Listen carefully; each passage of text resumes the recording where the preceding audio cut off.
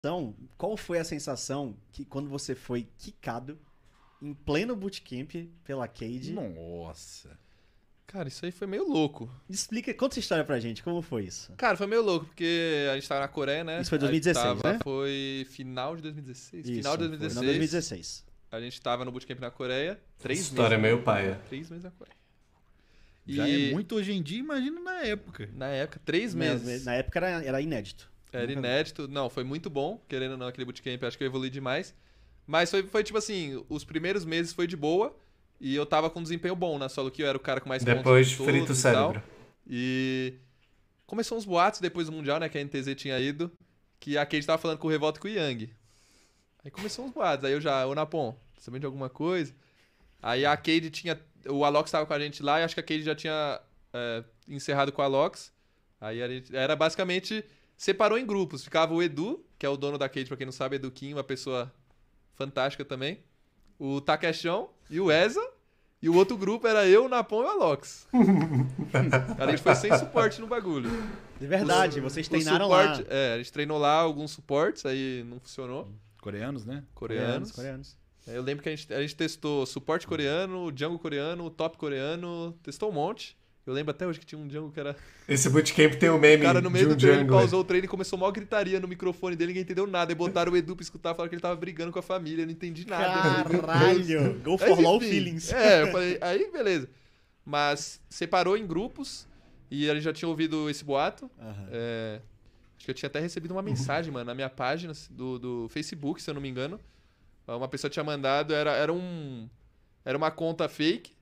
E ela falou, robô, a Cade já fechou com o Revolta e com o Yang. Isso é 100%. Caralho. Depois eu te falo quem eu sou. Nunca me falou, não sei nem quem é. até hoje. Esse bagulho rola, tá? Era Sim, eu. óbvio. Não é nem a primeira nem a última vez que eu ouvi isso, já aconteceu comigo também. Que, entre aspas. espiões? Também Mas, fui eu. Tipo, é uma Pessoas que têm pessoa de informação, dentro que cria um perfil Insider. fake e te manda e fala, depois eu te falo quem que é aqui, mas tá fechado. Aí eu já mostrei pro Napon, Napon, pior que me falaram isso também. E já tava meio esquisito, porque eles iam comer e só ia os três, por exemplo, e Putz, deixava eu, pegado. Napon e Alox. Pegado. E tipo, Pô, capitão, na época eu tava com 17 vacilo. anos ainda. 17 anos 17 ainda. anos. Num país que não é o seu, treinando, pensando no... Sabendo que ia ser quicado. O Takas contou essa história aqui. Não, mas o É, pior é eu que lembro. eu lembro na época que a Cade queria manter eu e o pra revezar com o Yang. Só que É, eu a falei, gente mano, queria mesmo. Tipo, não vai revezar, porque o Revolta não vai querer tirar o Yang. Tipo, Aham. naquela época o Revolta era... Deu. O Revolta né? e o Yang junto era tipo... não tem como. Aí, mas a gente já sabia basicamente lá depois de uns Mas a 2 gente meses, queria. eu acho. O último mês foi tipo... A gente queria porque eu conversei muito com o Takeshi falou muito bem do robô. E eu lembro que eu assisti o robô jogar e falava, cara, esse maluco ele tem alguma coisa. E o Yang, ele gostava muito do jeito que o robô jogava. Aí a gente pensou, pô, eu acho que pode ser muito bom pro conjunto ter uma pessoa que é totalmente oposta do jeito que o Yang joga. Por quê? Porque o Yang, ele sempre foi um cara muito focado em lane phase e muito focada em split push. Ele só saía do top geralmente quando era TP, só. E o robô, ele era um cara muito mais focado no time. Ele dava muito mais recurso pro time. Então a gente queria os dois. Quem não aceitou isso foi o robô. O robô não quis isso. O robô foi pra Red na época. Mas eu nem cheguei a falar com o robô disso. Se eu não me engano, quem falou com o robô foi o Takeshi. Ou o Eduquim. Mas eu não cheguei a conversar com o robô. Eu dei a ideia do robô continuar. Eu e o Zal demos a ideia do robô continuar. Pelo que o Takeshi tinha falado do robô pra gente. Só que ele não quis. Aproveita aí. a gente dormia na mesma casa e tal. Aí chegou, quando faltavam uns 15 dias, a gente, beleza, já estamos fora, mas aí voltamos a trocar mais ideia, todo mundo. Mas separou em 2 grupos e a gente sabia que a gente tava fora e acabou que, na época, a Red falou com nós dois.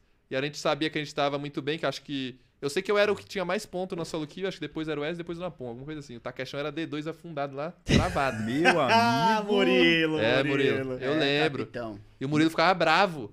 Ah, bravo. Imagina. Ele não conseguia subir de área, ele era muito engraçado. Ele ficava louco, mano. Eu achava o bico, mano. Essa foi uma fase que ele caiu um pouco, né? Depois ele foi recuperar no final desse split do próximo. Mas o começo foi tenso. O Revolta pesava em cima dele, viu? É mesmo? Porque o Revolta tinha jogado com o Tokers, pô. Então o Tokers estava muito... Isso aí é paia, viu, senhor Renude? Isso, velho. Ele tem essa mania de comparar, de né?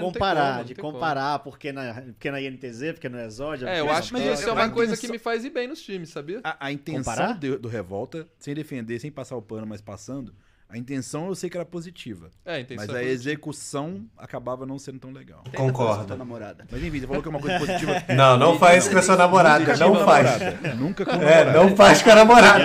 Não faz. Não faz com a namorada. Você falou que isso é uma coisa positiva. Não, é que tipo... Não que você no seu caso, né? É, que eu não sou um cara que eu comparo muito. Então, por exemplo, eu não fico comparando o Carioca com o Shrimp, com o Turtle, com o Napon.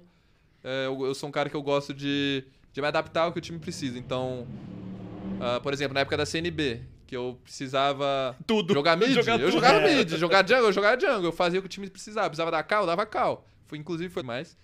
Mas, em geral, eu sempre me adapto ao que o time precisa. Tipo, não tem como eu jogava quando eu tava na Cade no ano passado, por exemplo. Não tinha como eu comparar os jogadores que estavam lá com os jogadores que eu jogava no Flamengo, por exemplo. Tipo, em questão de conhecimento de jogo, questão técnica mesmo. Então, não tem como eu ficar comparando, pô.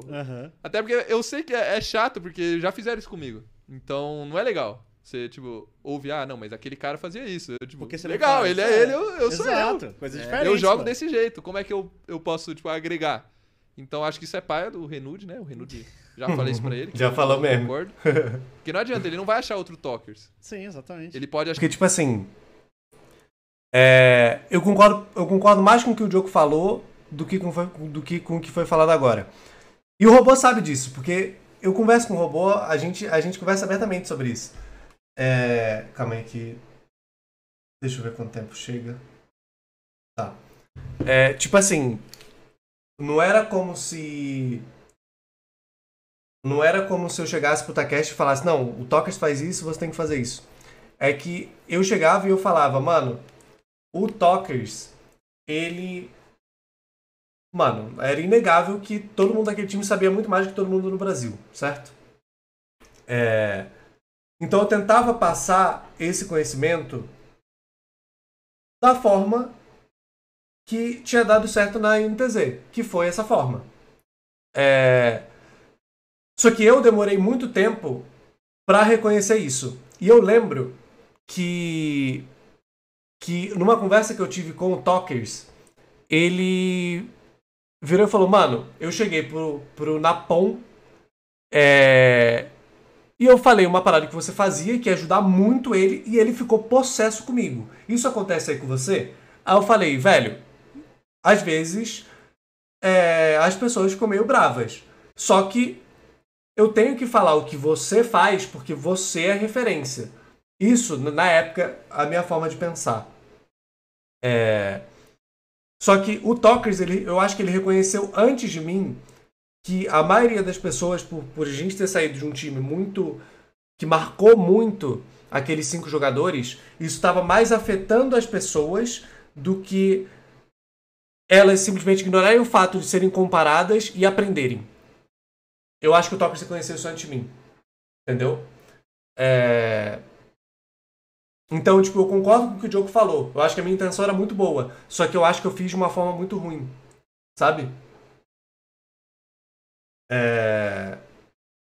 Eu acho que eu fiz de uma forma muito ruim. Que ele tem que mudar também pra se adaptar e às vezes ele fica até melhor. Então não adianta ele ficar igual e procurar um jogador igual, porque não vai achar nunca. Cada um é cada um. Sim, todo jogador é um ser humano e todo ser humano tem defeito, então todo jogador tem defeito. Lado positivo e lado negativo. Você tem que saber trabalhar com o que você tem, né? Não pode ficar, não, porque naquela época passou, amigo. Passou. Agora isso aqui, essa é a realidade, jogue com essa realidade. Exatamente. Inclusive, você me lembrou de uma coisa que eu já tinha... Acho que eu te falei, há muito tempo atrás, antes da pandemia. Mas já falei aqui, falei inclusive no meu quadro de análise pós a última final que vocês ganharam. Porque desse ano? Desse ano. Eu não tô atropelando a parte de sequência, mas eu acho que isso é um ponto bem interessante. Hoje não tá muito sequência, não. Eu acho que é melhor. Hoje a gente tá freestyle. É que eu sou meio doido, eu vou lá na frente. Mas é assim mas, que por é bom, exemplo, eu lembro, jogando contra você, Eu lembro de um Champion, jogando mesmo como player, que era Fiora. Eu lembro disso. Tem memória fixa na minha cabeça. Eu era que mono antigamente. contra o robô, o ban era Fiora. Eu lembro perfeitamente. Inclusive, essa era a imagem de quem é mais antigo tinha de você. Teve um penta não oficial seu de Fiora. Foi não teve? na série de promoção. Então, Eu lembro desse Não, jogo. O jogo de Fiora que eu mais lembro dele... Que começou no bot e você foi correndo atrás dos caras pela jungle, É. assim, né? Eu lembro desse... O jogo que eu Foi. mais lembro de Fiora dele foi no MSI, que eles ganharam com a Red.